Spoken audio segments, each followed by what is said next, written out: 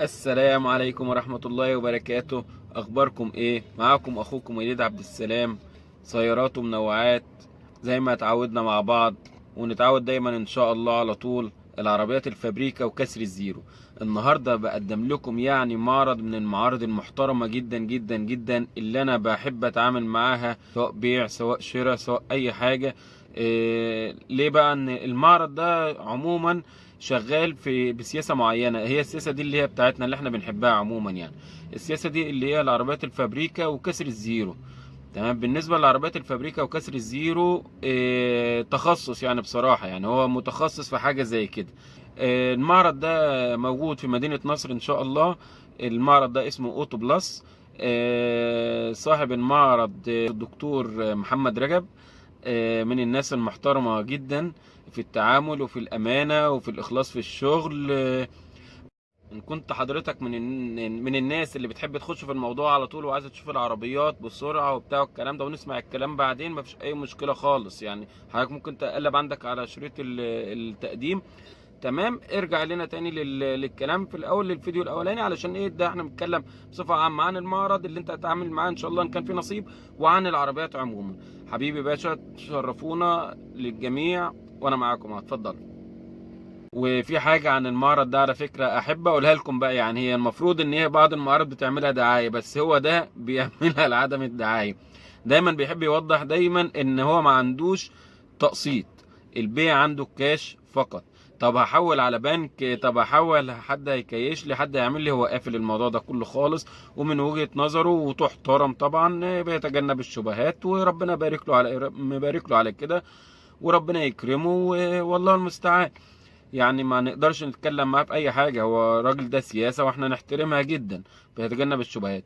الله المستعان. احنا النهارده بنقدم لكم حاجه سريعه عنده كده. مثلا ايه النهارده؟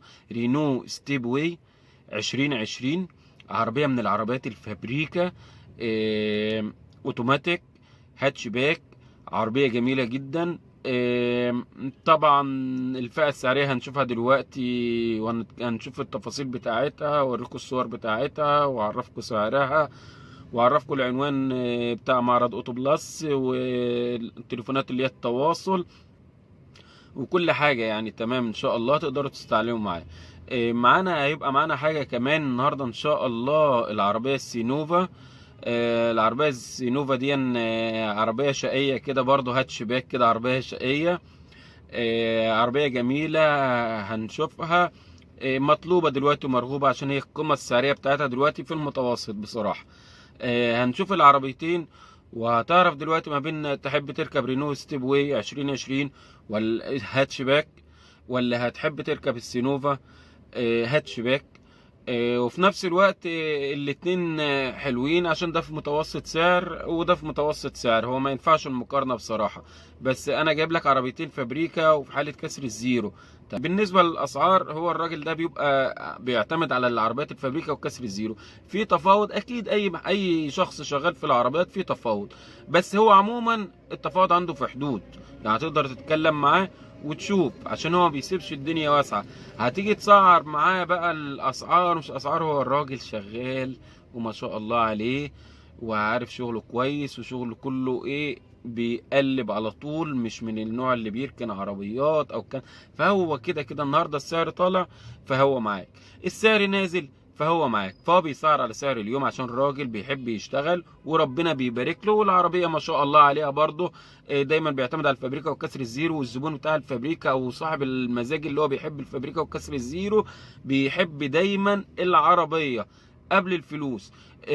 طب هتقول لي يعني معنى كده ان هو يرفع فلوس؟ لا، مش معنى كده ان هو يرفع فلوس بحاجه، بس هو الفرق ما بينه وما بين العادي هتبقى حاجات متوسطه. هتشوف دلوقتي بنفسك وقارن. والله عجبتك توكل على الله، وعلى السريع كلمه وتوكل على الله ونفذ على محطة الفحص. هو الراجل ما بيبقاش عنده اختلاف في الموضوع زي كده، وبيقول لك على تفاصيلها في التليفون كمان قبل ما تتحرك، لو انت عايز تفاصيل زيادة اكتر من اللي انا هزودها لك. تمام. هتشوف ان شاء الله، وان كان في نصيب وحابب ان انت تكلم المعرض، حابب ان انت تخلص منك له على طول وتوكل على الله، وربنا يبارك لكم ان شاء الله، وربنا يبارك للجميع. اخوكم وليد عبد السلام. افتكرونا بس باللايك الجميل والدعوة الجميلة طبعا. خليكم معانا برضه، والسلام عليكم ورحمة الله وبركاته.